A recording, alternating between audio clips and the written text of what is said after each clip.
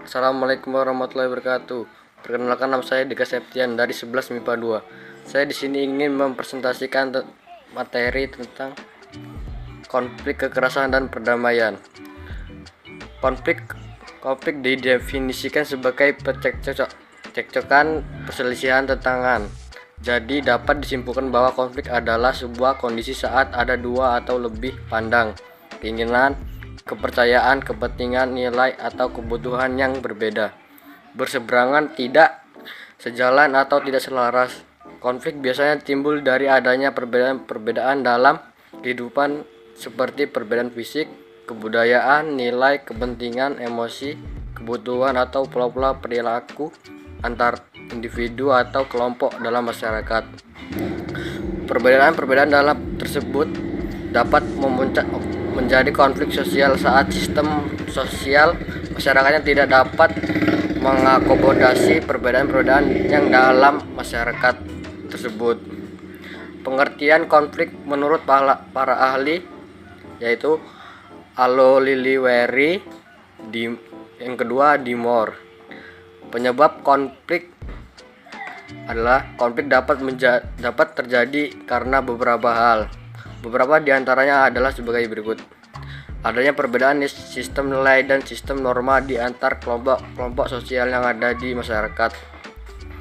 Adanya perbedaan pandangan di antara dua orang atau lebih yang berkenan dengan persoalan prinsip. Adanya benturan kepentingan terhadap suatu hal atau objek yang sama. Bentuk-bentuk konflik sebagai berikut adalah: 1. Konflik individu. Contoh konflik karena peran tunggal adalah saat seseorang dokter terjun di medan perang. Ia memiliki sumpah dan kewajiban untuk menolong siapa saja yang membutuhkan pertolongan, sekalipun korban perang yang sedang ia tangani berasal dari pihak musuh yang sudah menewaskan rekan dokternya. Yang kedua, konflik rasial. Pada dasarnya konflik rasial termasuk ke dalam konflik antar golongan karena himpunan orang-orang yang memiliki ras yang sama merupakan salah satu jenis kelompok sosial. Yang ketiga, konflik politik.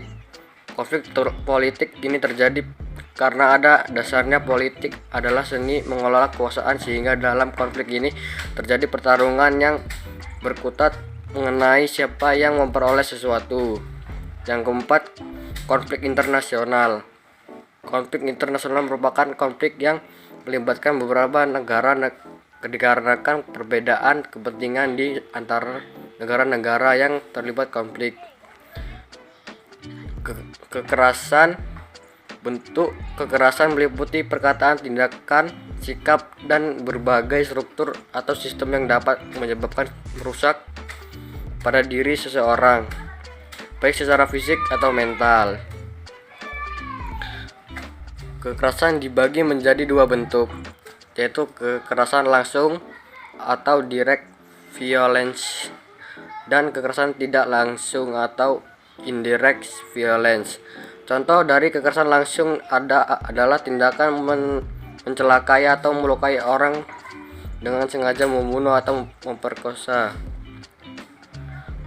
Penyebab kekerasan adalah sebagai berikut: individu tidak dapat mengendalikan emosi dirinya, adanya permasalahan yang memancing permusuhan, adanya prasangka buruk dari seseorang atau satu kelompok terhadap individu lainnya atau kelompok lainnya, adanya keinginan manusia dalam mendapatkan prestasi, kontrol sosial yang sudah tidak berfungsi dalam mengendalikan persaingan yang terjadi di masyarakat akibat konflik dan kekerasan. Perubahan keberbedaan pada diri seseorang, semakin kuatnya rasa solidaritas kelompok atau in-group feeling, atau retak dan goyahnya suatu kelompok sosial. Timbul korban jiwa serta hancurnya harta benda, akomodasi, dominasi, serta takluknya salah satu pihak yang bertikai. Perdamaian. Konflik dan kekerasan menimbulkan kondisi yang tidak menyenangkan bagi kedua belah pihak, terutama bagi pihak yang mengalami kekalahan. Konflik dan kekerasan mengakibatkan jatuhnya korban jiwa serta hancurnya harta benda di kedua belah pihak yang bertikai.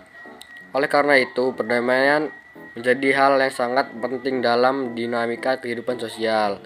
Perdamaian merupakan istilah yang merujuk pada suatu kondisi yang tenang, tidak adanya kekerasan, harmoni, keamanan, kerukunan, keserasian, dan adanya saling pengertian di masyarakat. Setiap manusia pasti mengharapkan kedamaian dan rasa aman, baik secara fisik maupun jiwa, dalam hidupnya. Namun dalam memahami perdamaian bukan saja dinilai sebagai sebuah kondisi atau keadaan tanpa peperangan.